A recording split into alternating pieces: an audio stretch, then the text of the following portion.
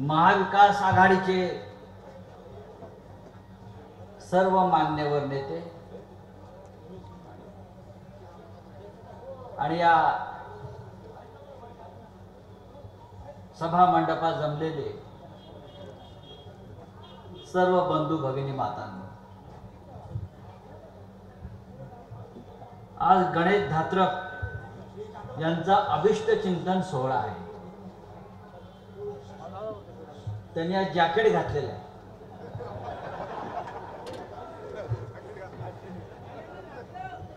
आतापर्यंत आम्ही त्याला आमचा गणेश म्हणतो. खूप वर्षांनी गणेशला जॅकेट वगैरे घालून अगदी व्यवस्थित शर्ट वगैरे आतमध्ये खोचून मला पाहता आला. आता गणेश आपला एखादा कार्यकर्ता असतो साधा, तसा फिरत असतो. मी अनेक वर्ष त्याला पाहतो, अत्यंत नम्रपणे. तसे त्यांनी सांगितलं, ऑल पार्टी लीडर, सर्व पक्षांचा पुढारी मनमाड मानगावच्या. पण आज त्याला मला बघून आनंद झाला की एक छान जॅकेट घातलेलं आहे. आणि मला वाटतं की तो आज बहुतेक आमदारकीची शपथ आजच घेतो.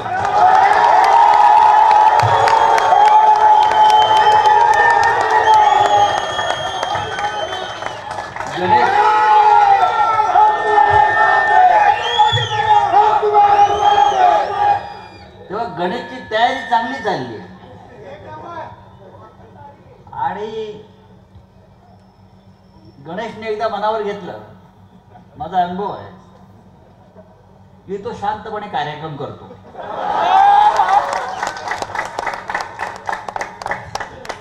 आणि त्याचा कार्यक्रम करण्याचं प्रक्रिया सुरू आहे असं मला दिसलं. कार्यक्रम झालेला आहे, बरोबर. आणि गद्दारांचा कार्यक्रम करावाच लागेल.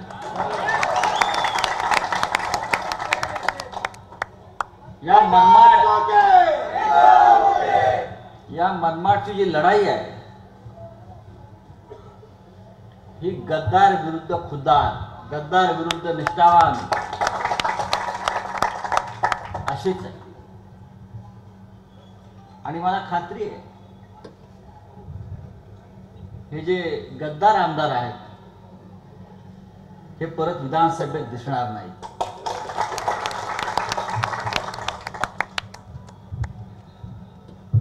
गेल्या 15 वर्षापासून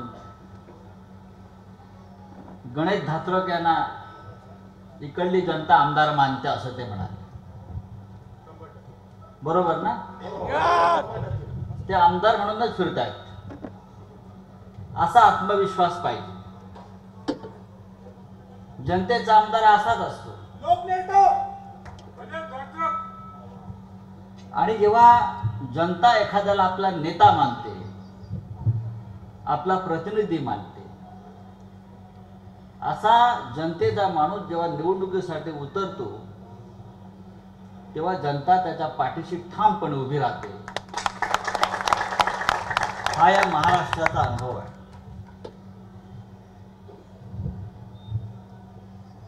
एक फडतूस माणसाला आपण आमदार केलं इकडे. फडतूस, ज्याचा आगापिछा नाही, ज्याच्यावरती असंख्य गुन्हे आहेत, जो गोरगरिबांच्या जमिनीचे ताबे घेतो, जो खंडणा गोळा करतो, पण स्वतःला शिवसैनिक म्हणून घेत होता. आणि शिवसेना ही 4 अक्षरे त्याच्या पाठीशी असल्यामुळे हे महाशय आमदार झाले. आज स्वतःच्या विमानातून फिरतात, स्वतःच्या हेलिकॉप्टरमधून फिरतात. माझं आव्हान आहे या गद्दारांना, तुम्ही 50-50 खोके घेऊन शिवसेनेशी गद्दारी केली असेल, तुम्ही 50-50 खोके घेऊन माननीय उद्धव ठाकरे साहेबांचा विश्वासघात केला असेल, पण या राज्याची जनता उद्धव ठाकरे साहेबांच्या पाठीशी आहे. तुम्हाला माफ करा.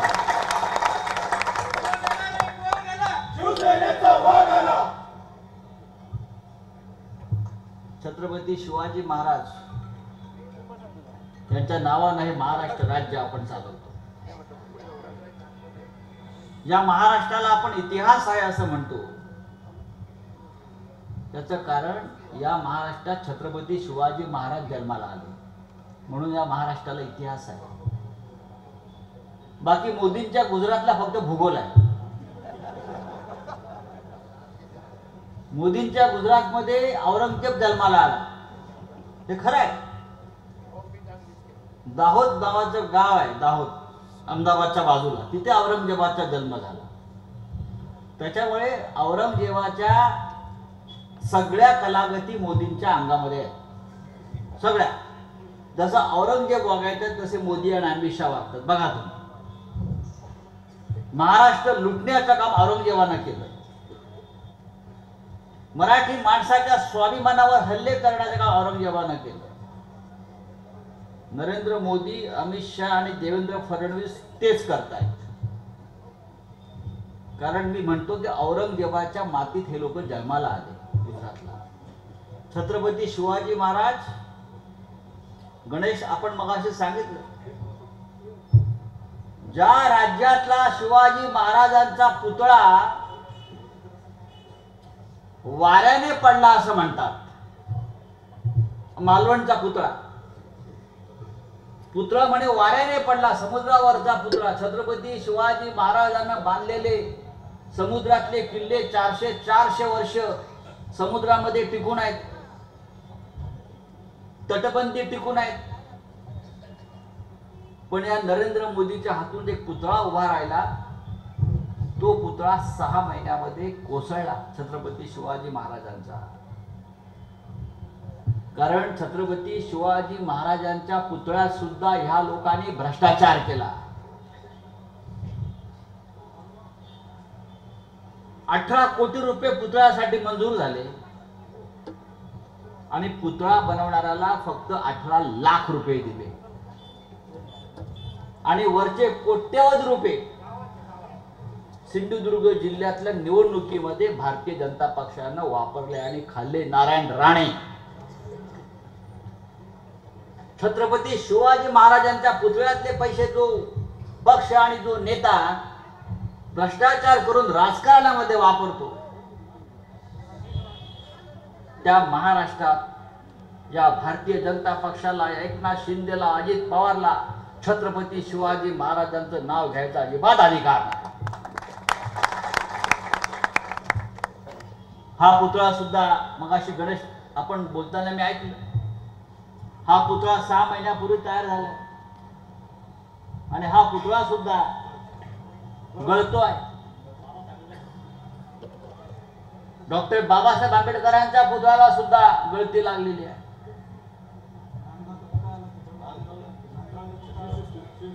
शिवसृष्टी 50-50 लाख रुपयाचे पुतळे साहेब, 50-50 लाख रुपयाचे पुतळे आहेत. त्याच्यामध्ये किती भ्रष्टाचार झालाय त्याचा हिशोब आपल्याला करावा लागेल आणि आपलं सरकार येईल तेव्हा या सगळ्यांची चौकशी लावावी लागेल.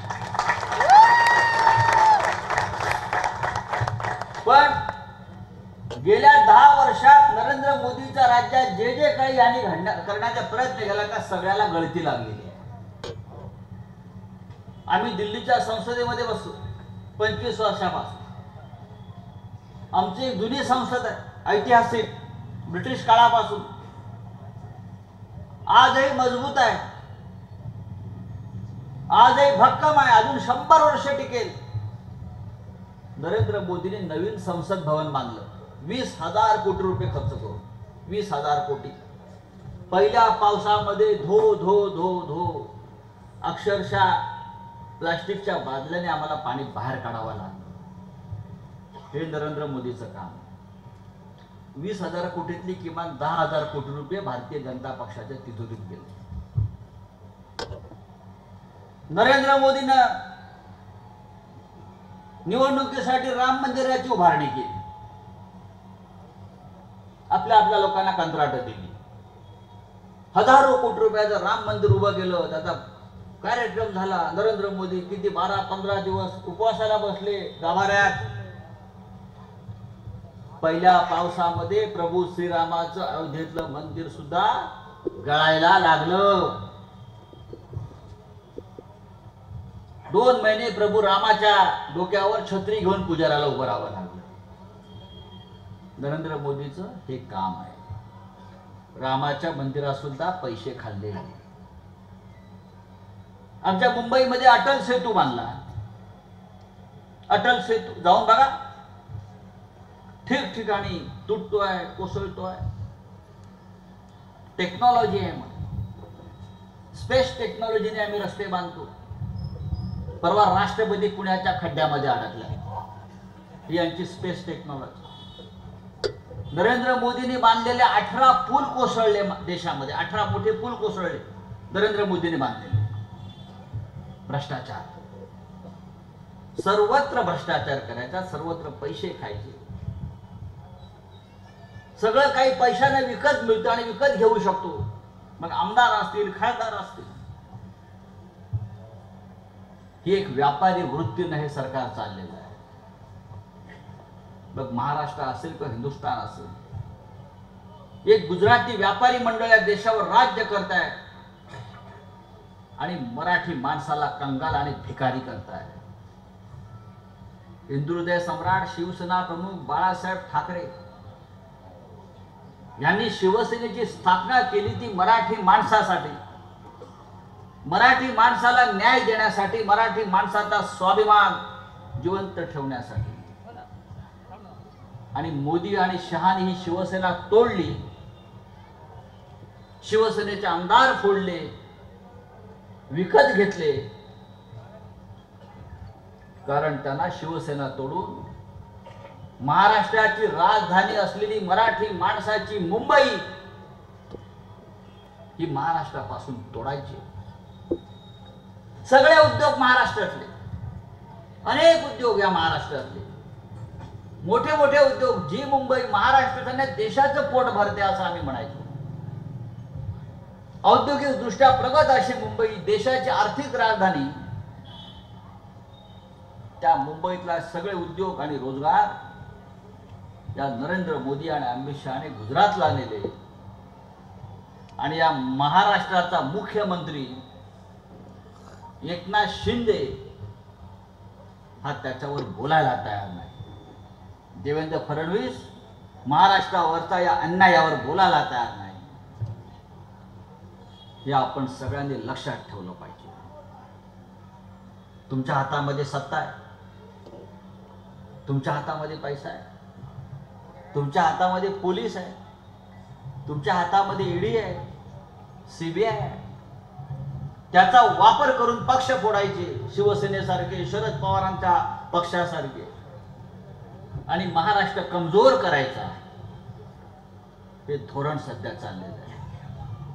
महाराष्ट्र कमजोर होणं म्हणजे महाराष्ट्राचा शेतकरी, महाराष्ट्राचा कष्टकरी, महाराष्ट्राचा तरुण, स्वाभिमानी तरुण कमजोर होणार आहे.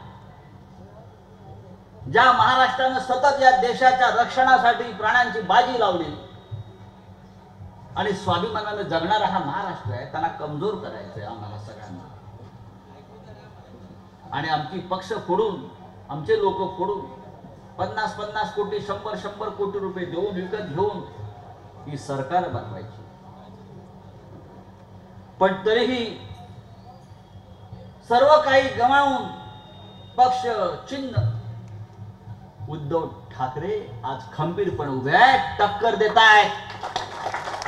आणि या महाराष्ट्रामध्ये नरेंद्र मोदीचा पराभव करण्याचं काम आपण सगळ्यांनी केलेलं आहे. हा जो मोदीचा 400 पार, 400 पारचा जो नारा होता ना, अब की बार 400 पार, त्या 400 पारला बूच लावण्याचं काम या महाराष्ट्रानं केलं. या महाराष्ट्रानं केलंय. आम्ही 31 जागा जिंकल्या. 31. आमच्याकडे काही नाही, पक्ष नाही, चिन्ह नाही, तरी आम्ही जिंकत आलो. आणि उद्याच्या विधानसभेमध्ये आम्हाला ही सत्ता परत ताब्यात घ्यायची, घ्यावीच लागेल. जर मराठी माणसाचं, महाराष्ट्राचं अस्तित्व आपल्याला टिकवायचं असेल तर आपल्याला या राज्याची सत्ता हातात घेऊन उद्धव ठाकरे यांच्या नेतृत्वाखाली हे राज्य आपल्याला परत निर्माण करावं लागेल. किती अन्याय. ही जेव्हा शिवसेना स्थापन झाली तेव्हा हे जे एकनाथ शिंदे आहेत ते 3 वर्षाचे होते, गोधडीत होते, गोधडी भिजवत होते आणि म्हणतो माझी शिवसेना, माझी शिवसेना. आणि तो जो निवडणूक आयोग ते सर्वोच्च न्यायालय म्हणते ह्याची शिवसेना, धनुष्यबाण ह्याचं. बाळासाहेब ठाकरे निर्माण केलेली शिवसेना आहे. बाळासाहेब ठाकरेंना वेळ जात नव्हता म्हणून त्यांनी शिवसेना स्थापन नाही केली ना, आपल्यासाठी केली, सगळ्यांसाठी केली, त्याची शिवसेना. मला आश्चर्य वाटतं शरद पवार अद्याप हयात आहेत. त्यांनी त्यांचा एक पक्ष स्थापन केला, राष्ट्रवादी काँग्रेस, घड्याळ चिन्ह. निवडणूक आयोगासमोर मी आणि ते असे बसलेलो आहोत सुनावणीला, समोर निवडणूक आयोग आहे, पक्षाचा अध्यक्ष समोर बसलाय, प्रमुख, ज्याने पक्ष स्थापन केला. निवडणूक आयोग म्हणते तुमचा पक्ष नाही, त्याचा पक्ष आहे. अशी बदमाशी. ज्याने पक्षाला जन्म दिलाय तो बाप इथे बसलाय. ज्याने पक्षाला जन्म दिलाय शिवसेना, त्या बापाचा मुलगा पक्षाचा अध्यक्ष आहे. तुमची शिवसेना नाही. हे असं चोरांचं राज्य या देशावर. सर्वोच्च न्यायालय त्यांचं, न्यायालय त्यांचं, निवडणूक आयोग त्यांचा, पोलीस त्यांचे. आम्हाला तुरुंगात टाकले ईडीने का? तर आम्ही मोदीच्या विरुद्ध उभे आहोत. काय उखडली आमची. आमच्या आबाला टाकलं तुरुंगात खोट्या केस मध्ये, मला ईडीने टाकलं तुरुंगात. टाका म्हटलं, बाहेर येईल. कोणती भिंत आम्हाला जास्त काळ, तुरुंगाच्या भिंती जास्त काळ आम्हाला थांबवू शकणार नाही. तुम्हाला 240 वर आणलं ना, आणि आज कुबड्यांवर तुमचं राज्य आहे. चंद्राबाबूचे कुबडी आणि नितीश कुमारचे कुबडी कमजोर कुबड्या आहेत, कधी जातील. आम्हाला तुरुंगात टाकता. सत्ता जाणार आहे वर्षभरात, बघा तुम्ही. महाराष्ट्राची निवडणूक होऊ द्या. ज्या दिवशी महाराष्ट्रामध्ये शिवसेनेचं आणि आमचं सगळ्यांचं राज्य जाईल महाविकास आघाडीचं, त्या दिवशी नरेंद्र मोदीला देशाच्या प्रधानमंत्री पदाचा राजीनामा द्यावा लागेल. त्याचं सरकार कोसळलेलं आहे. खोट्या केसेस करतात.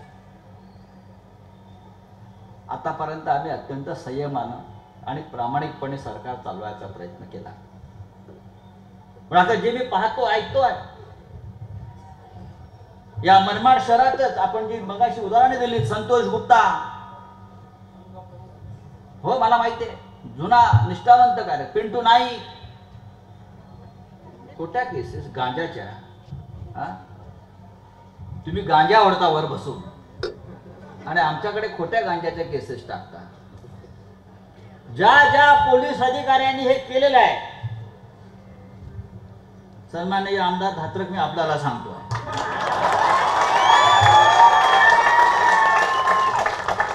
ज्या ज्या पोलीस अधिकाऱ्यांनी ही खोटी कामं केलेली आहेत त्यांची यादी तुम्ही आतापासून तयार करायला घ्या. कोणाच्या आदेशाने त्यांनी केलेलं आहे. आता दया माया नाही. आता जशास तसे ठोसास ठोसा. सरकार बदलतं हे पोलिसांनी लक्षात ठेवावं. सरकार बदलत आहे आणि ह्या वेळेला सरकार मागच्या पद्धतीनं चालणार नाही. प्रत्येकाचा हिशोब चुकता केला जाईल.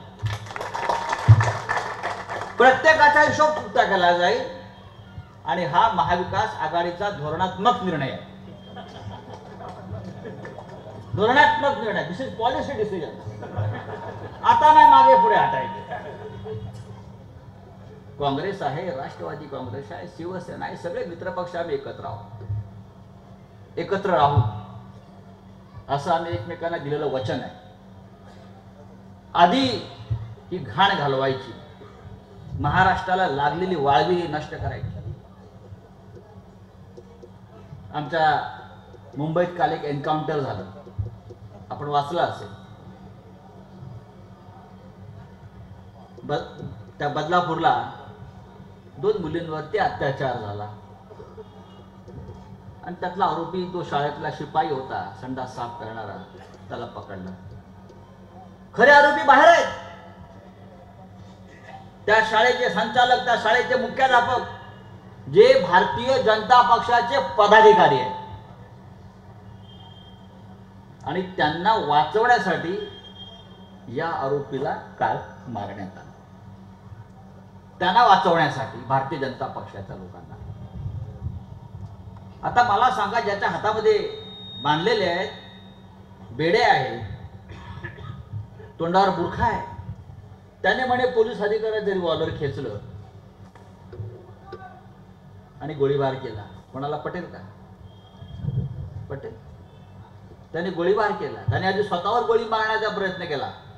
अशा खोट्या कहाण्या पसरवतात.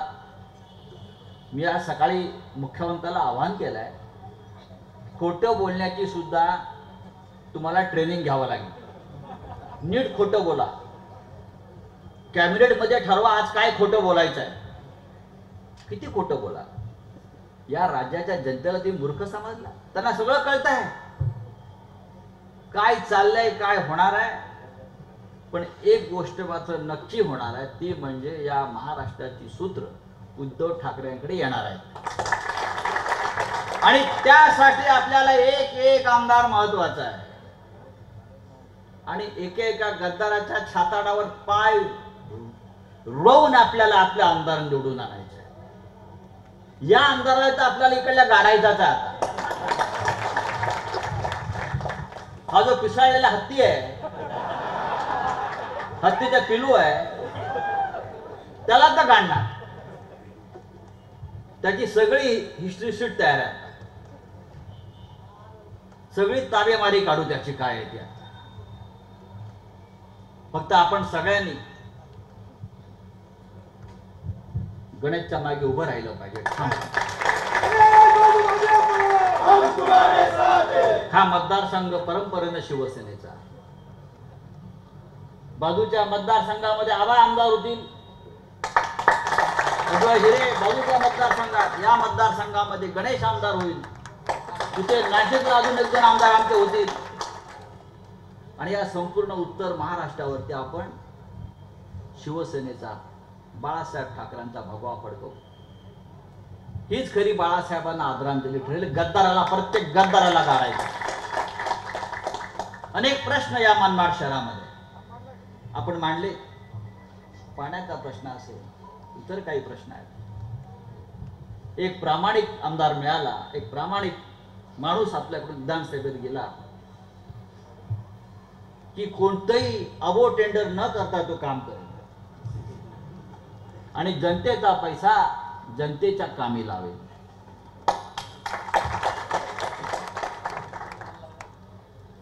आणि हेच बाळासाहेब ठाकरेंना अपेक्षित होतं. बाळासाहेब ठाकरेंना अपेक्षित असलेला शिवसैनिक कसा असावा हे मनमाडच्या गणेश धातरकडे पाहून आपण सगळ्यांनी शिकायला पाहिजे. संकटात आणि वादळात तो शिवसेनेच्या मागे ठामपणे उभा राहिला आणि म्हणून आम्ही सगळे त्याच्या पाठीशी उभे आहोत.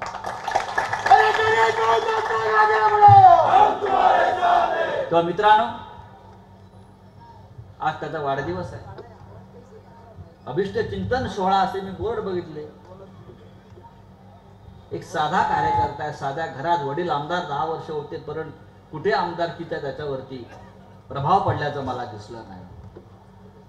अशा प्रकारचे तरुण ही शिवसेनेची खरी ताकद आहे आणि अशा तरुणांना तुम्ही 50-50 खोक्यांना विकत घेऊ शकत नाही, हे आपल्या त्या एकनाथ शिंदे आणि शिंदे गटाला सांगायचं आहे. या राज्यामध्ये आजही असे असंख्य लाखो तरुण शिवसेनेच्या पाठीशी उभे आहेत जे तुमच्या 50 खोक्याला मिंधे होणार नाहीत, विकले जाणार नाही.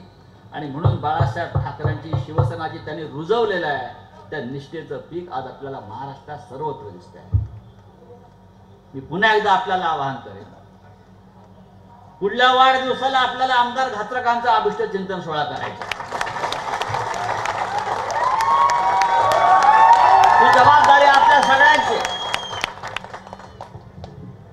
आता कोणीतरी म्हणतील आमचे नेते तुम्ही परस्पर कसं काय जाहीर करता. मी काहीच जाहीर केलेलं नाही. मी लोकांच्या मनातलं बोलतो आहे. आणि हा शिवसेनेचा मतदारसंघ आहे. त्याच्यामुळे शिवसेनेच्या मतदारसंघात येऊन आमच्या शिवसैनिकाला पुढे जाण्याचा मार्ग दाखवणं हे आमचं कर्तव्य आहे. इतकंच मी सांगतो आणि तूर्त आपली रजा घेतो. जय हिंद, जय महाराष्ट्र.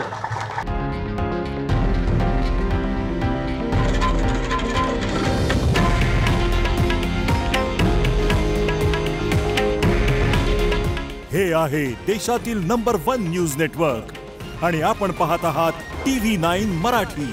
काळजी तुमची, हित महाराष्ट्राचं.